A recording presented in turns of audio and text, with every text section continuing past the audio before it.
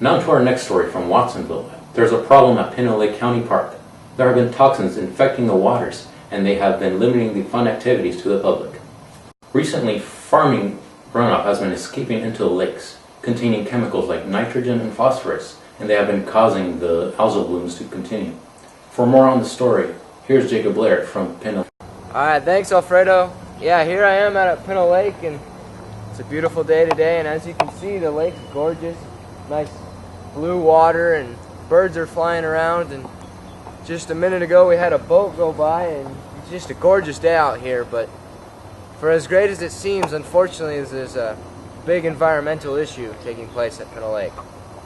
As you can see, there's this sign here. It's a warning sign. It talks about algal toxins that are in the water, and the toxins are just ruining the experience at Pinto Lake. It tells the people here need to stay out of the water. You got to keep your pets out of the water, and fishing is limited too, because you catch the fish but you can't eat them. So just the problem is these toxins are just ruining the experience at Pinto Lake.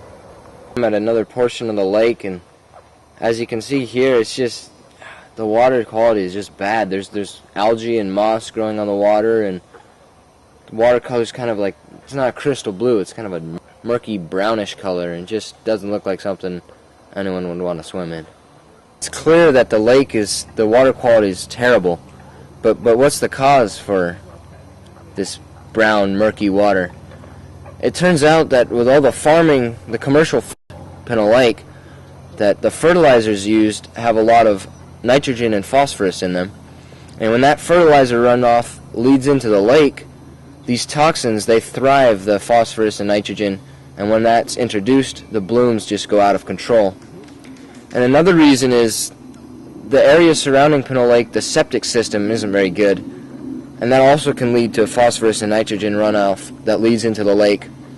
And with all these elements combined, the toxins just go out of control. They just thrive this, and it just causes terrible water quality. So another big issue with this water here at Pinto Lake is Pinto Lake leads into other water bodies around the Monterey Bay, such as the San Lorenzo River and the Salinas River, which causes the toxins to flow into there, and as a result, some toxins lead into the Monterey Bay. And this has caused several sea otter deaths in the Monterey Bay, and that's not good because sea otters are an endangered species and we don't want to be harming them.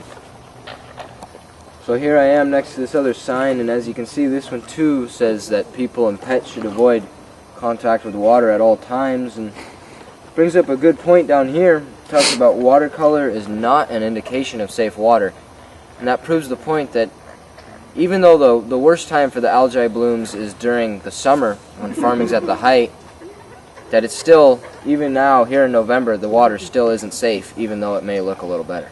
In another section of Pinto Lake County Park, this is the RV park, and unfortunately because of the toxins in the water, the number of visitors to the RV park has declined in the recent years. So what can be done to save Pinto Lake?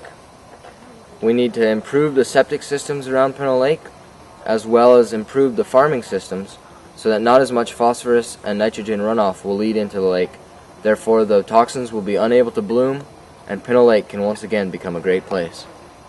Wouldn't it be great to have this wonderful lake where people can fish, boat, and swim without any worries, rather than this junk over here? This has been Jacob Blair reporting live from Pinto Lake. Back to you, Alfredo. Thanks for the update, Jacob. Well, I know another solution. We can add aluminum. It's a chemical that works with the phosphorus to form aluminum phosphate, effectively removing the phosphorus from the water. Well, unfortunately, not all people know what's going on in Pinto Lake, and we need to raise awareness. We need to let them know what's going on and how bad this really is. And just like Jacob said, it's also affecting the Salinas River, San Lorenzo Valley River, and the Monterey Bay. The most logical solution would be to fix the septic systems and the farming runoff around Pinto Lake, but it's going to cost a lot of money. One way we can raise that money is by having the public going out there in the community and letting them know the situation. That way we can have the state of California recognize our issue